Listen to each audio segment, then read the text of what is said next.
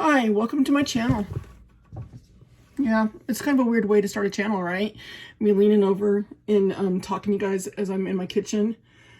But I'm going to keep it real here on my channel because there's nothing fake about me, as you can tell. I'm not wearing any makeup and I'm not done up. This is what you get with me. So a little bit about me. My name is Jennifer. I have a love of cooking. My mom is the one that taught me my love of cooking. She taught me from a very young age. She would give me her cookbooks and I would just pour over them and sit and read them for hours and hours and hours and ask her questions. And she would pull up a chair and even though we couldn't reach the stove or the countertop or the sink, and she would let us help in the kitchen. She taught us how to do dishes from a very young age, and she said it was self-preservation because she hated being in the kitchen. And it wasn't that my mom couldn't cook. There's a whole more story to that, and that was her story to tell. So the last year has been really hard, and I'm trying not to cry here, introducing you guys to myself and my channel. We lost our mom last February unexpectedly. My mom was my best friend.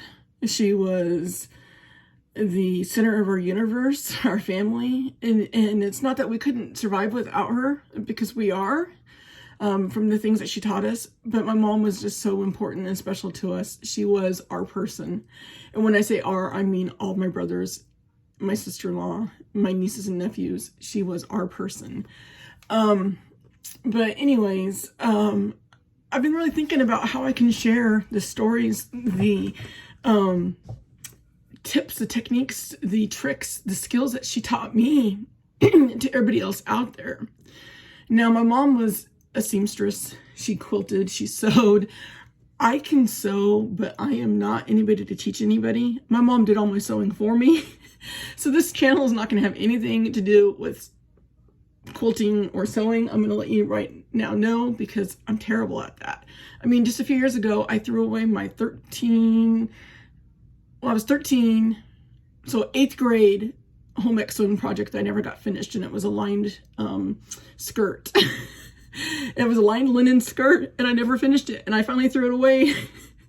I'm 48, so I had it in my closet in a box for 34 years. But anyways, enough of that. This is just what you're going to get from me as you're watching my channel. So we're going to have another channel too. And we'll talk more about that sometime later as we get that going. But this channel is going to be my cooking and my homemaking tips, my housekeeping tips, tips for hospitality. Because even though we didn't have a lot of money, as I was going to start talking about growing up, our table, our door was always open. If you showed up at mealtime or even around mealtime, you were fed. We never turned anybody away. My mom raised 4 kids on a shoestring budget. And she did that not always with the greatest meals, because my mom just hated cooking from childhood trauma and things, but she could cook and she loved it when I took an interest in cooking. She let me cook my first Thanksgiving meal completely from scratch, you guys, when I was 12 years old. I was in 6th grade. She was teaching school full time, and so she was tired, but she just didn't enjoy cooking as much as she enjoyed sewing. So my mom sewed, I cooked, and she let me have creativity in the kitchen. She let me have free reign, sometimes to much the hatred of my siblings. And then, you know, my parents would say, okay, Jennifer, don't make that again. Yuck. You know, my brothers would be like, ugh. But I learned a lot. And my mom never said, don't ever do that. Or you made a mistake. She would show me how to do things correctly. And so baking bread was something my mom loved to do. She made the best yeast rolls, and her recipe came from a church cookbook from when we were growing up. She made incredible egg noodles for chicken and noodles and beef and noodles. Just these type of things my mom really owned. Her cinnamon rolls. Oh my gosh. So, there were things that my mom just really did really well in the kitchen, and she taught us. She was teaching the grandkids how to do too. So I've been really thinking about how to share these lessons, and I'm going to share with you guys how to cook, how to keep a house, how to entertain with no money.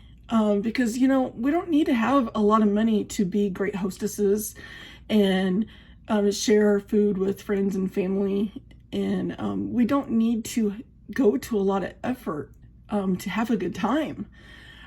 So this is what this channel is going to be about, and I welcome you. The first video, I'm going to start off with how to feed and maintain a sourdough starter. Some people out there are probably like, really? I love sourdough. And you know, with the cost of groceries going up, a loaf of white bread at the store is $1.38 for the cheap Walmart brand. I was about blown away the other day when I saw that. And a loaf of sourdough is anywhere from $4 to $10. Multigrain bread is like $5 a loaf, and they're the little loaves.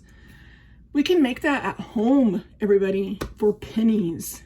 Pennies. So I have a loaf of bread here that's ready to go to my niece tomorrow when I see her. And don't make fun of my Glad cling wrap job, because Saran Wrap and I, even cling wrap, hate each other. But this loaf of honey oat sourdough that I baked, it was 35 cents, I believe, maybe 37 cents. I've got to break it down. Do you know how much that loaf would cost at the store? We're talking about $4.97. And it's so good with some butter. I've had some toasted. I put some butter on one and put a slice of cheese on it and put it into the broiler yesterday for dinner. It was so good. But these are the type of things that I'm going to be sharing with everybody on my channel. And I want to keep it real. So we're going to have conversations, right? We're not going to get fancy here, because who has time for fancy? I'm not fancy. Never have been, never will be. And I just want to be honest and real with everybody. So our mom felt that motherhood was her greatest achievement, and that was the job that God had given her. And so my mom stayed at home majority of the time with her kids. She substitute taught when we were all in school. Further along, after she learned that being a teacher and raising kids just wasn't a good fit. But money was always really tight for reasons I'm not going to go into, because it's nobody's business. But there were times that we survived off of biscuits and gravy and a 50-pound bag of potatoes, and 50-pound bag or 100-pound bag of potatoes and onions. And my mom kept us fed. And she did that so that she could stay at home with her kids and take care of her kids, raise her kids. And I want to share this with everybody. You know, look around us right now. Things are going on, and we've lost the center. We've lost our centers, a lot like my siblings and nieces and nephews have lost the center and heart of our family this last year. As a group of people, we've lost our center, and the home is no longer the joyous place or the place that things are taught, the things that are good. And for many, maybe it's not always been that way. But we need to take that back and remember that we can have fun. We can have a lot of fun. We can eat good. We can do things with very little money. We don't need to max out our credit cards. We don't need to take out loans. We don't need to spend thousands of dollars each month on groceries and eating out when you can do that at home. And I'm not judging anybody, because I like to eat out. I like to buy fancy things. But I also like doing things cheaply, but still making it good. And I'm sharing these skills. So welcome along to my channel. I hope to see you guys. I'm hoping to put out videos at least twice a week. We'll see how that goes. It's gonna take me a while to get used to this, to get in a zone, get in a flow. But I'm going to start out this week, my first video, with how to feed and maintain a sourdough starter that I keep on my counter. And it took me a while to figure out what I was doing wrong, you guys, with my sourdough starter. And that's something that I wanted everybody to learn about too. So the area I live in is an interesting area, but the water is kind of gross. And honestly, I kind of worry about drinking it because there's so much mining that happened in the area, and we got a super fun site not so far from us, things like that. But our water here in town, it comes from a lake, and so they have to chlorinate the water a lot. I mean, to the point that when you take a shower, you wash your dishes, you run the sink, you smell the bleach, the chlorine, and your white clothes stay nice and white with very little effort when you wash them. But it's not conducive to a good sourdough, good bread baking, cake making, biscuits, you know, egg noodles, things like that. So I did some research because I was trying to figure out why my sourdoughs just were not living, why they were just not active, why they were dying, why they didn't taste well. So this one's already been fed and discarded, fed, put back to bed, and I'm going to show you that here in a few minutes. I'm going to add that clip here. But filtered water, just simple filtered water, and whole wheat or rye flour. No unbleached, no bleached flour or all-purpose flour. You want to use whole wheat or rye flour. And that's been really a huge reason why my sourdoughs are doing so good now. And then filtered water. And so I've got filtered water here for a cake I'm going to make here in just a second. But filtered water, we have these places around where you can go and get ice and water. So 25 cents for a gallon of filtered water, right? And so I just go buy about 7 gallons of it a week for my drinking and for cooking. And since I've been making my sourdough with that filtered water and the whole wheat flour, I have had incredible sourdoughs, and the bread is just incredible. So come along on this journey with me, learn with me. I'm going to share with you guys my mistakes because I make some great mistakes sometimes. Yeah. But I'm also going to share with you guys the things that I've learned, the tips, tricks, techniques, and help you become a better cook. Maybe help you become more creative with things that you have. So this channel is going to be about that and just conversations, because I just really feel that this is something I need to share with everybody. And I'm going to share with you guys the lessons I've learned from my mom. And I want to make sure that her memory stays alive and that the lessons that she taught us don't die, because they're good lessons, and they're lessons learned from struggle. They're lessons learned from faith. They're lessons learned from trial and error and just life. And none of us have it together, trust me.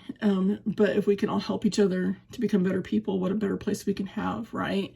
So with all that said, welcome to my channel. Here I was going to try to keep this short and sweet, but I like to talk, so be prepared. And welcome, and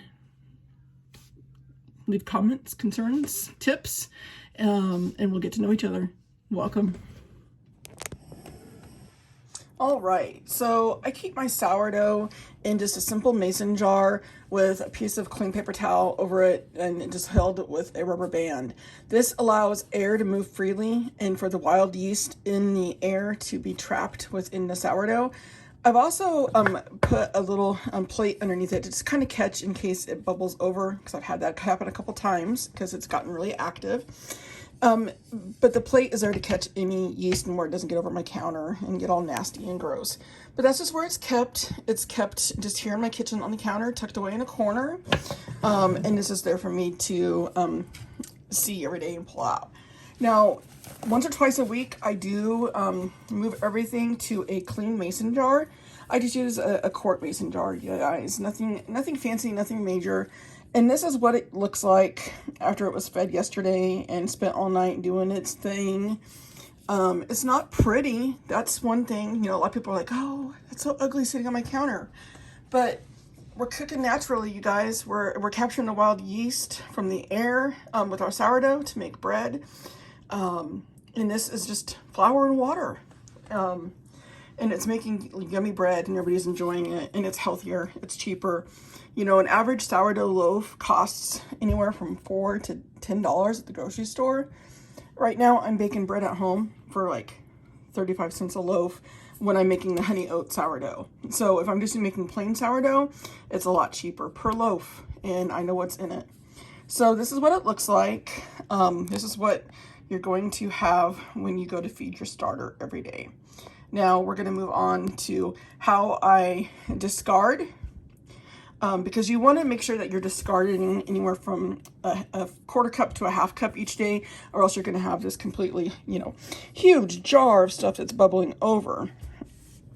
I keep my discard in another jar in the fridge, and that way I can, you know, reactivate it and gift it in sourdough starts to friends and family, or I can use it for discard recipes.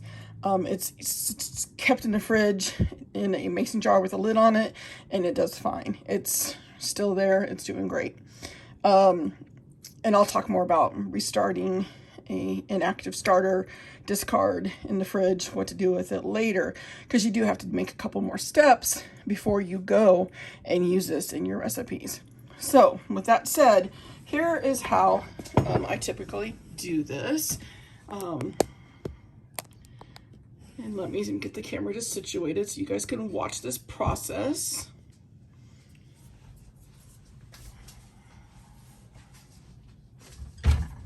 Now I've gotten really good at this where I can eyeball it, right?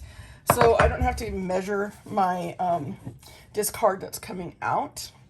So I just pour some of my discard out. And then I'm going to have that much left in my jar. I don't know if you guys can see that well. Bear with me as I practice and get better at this. But this is what it will look like. This is what my discard looks like. And honestly, I can do just a little bit more. And I just used that paper towel I had yesterday over the lid to wipe up my spills and wipe off the jar. And then I throw that away because I'm going to start with a new piece of clean paper towel for today. All right, so got my discard, which I'm going to be using here in a little bit for some baking, but I'm not going to show you guys today in this video. Now, I just have a half cup measuring cup here. And as you know, well, maybe you don't know this, because I didn't know for the longest time, or I did and I forgot, you want to spoon out your flour and spoon it into your measuring cup. And that way you can make sure it's actually the correct measurement, and then just make sure your top's all good. You don't want to take it and dip it in the flour and level it, because then that packs your flour in and you may not be getting the accurate measurement, and you're packing it and it causes a huge change in your recipes. But I always use this wide mouth funnel so I can keep my spills, because as you can see, I am a messy cook. But first I put in my flour, and I'm using the rest of the bobs today. And then, because this spoon is too small to fit in there that I was using to spoon with, I am going to use a spatula. Now, I have a couple of different ones that I normally use, and I gotta look for the one I thought I had it handy. Things are being kept real here, you guys.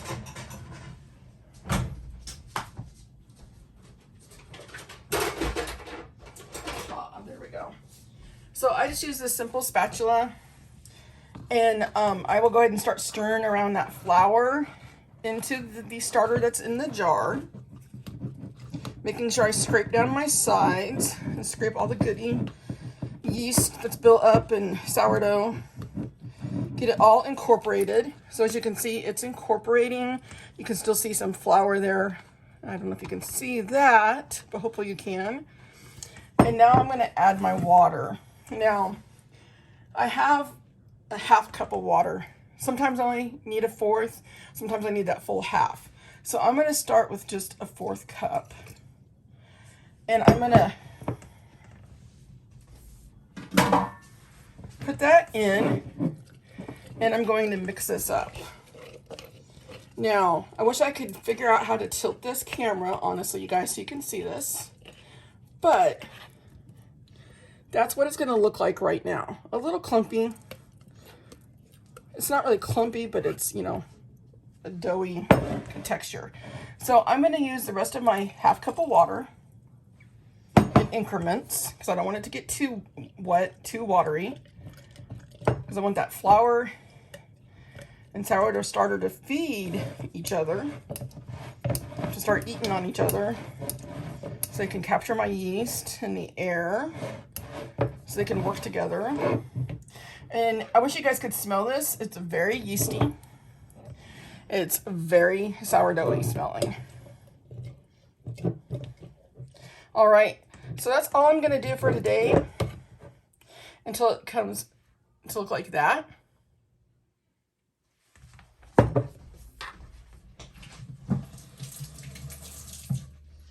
Let me just clean up a little bit here my mess before I go too much further. I try to clean as I go, you guys, but I'm going to be honest, I'm a messy cook. So while you're watching these videos that I'm going to start producing, don't be alarmed.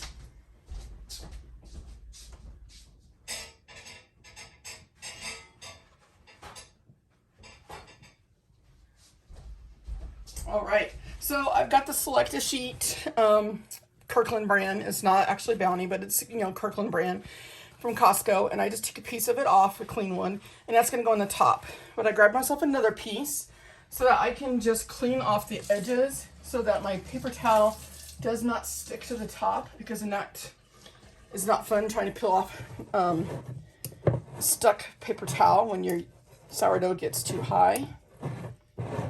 So kind of like when you're canning, you know, just cleaning that jar. And then I just simply put that over the top. Take a rubber band that I've saved from some produce. And then there you have it. My sourdough is fed and it's going to start doing its thing. And then I just simply put it back over there and leave it for tomorrow. So then I still have this discard, right? And I'm going to use that, but I'm not going to show you today. I'll save that for another video on what I do with the discard. Baking some bread or pancakes. Those are all some of our favorite things. So simple setup. Reminder once again, you guys, as I turn you, you're just going to use your flour. So whole wheat flour or rye flour. You don't want to use all purpose or bleached for this. And then you want to use filtered water. And that's all you do every day to keep your sourdough going. So stay tuned and welcome to the world of sourdough. Leave any questions, comments, or tips down below.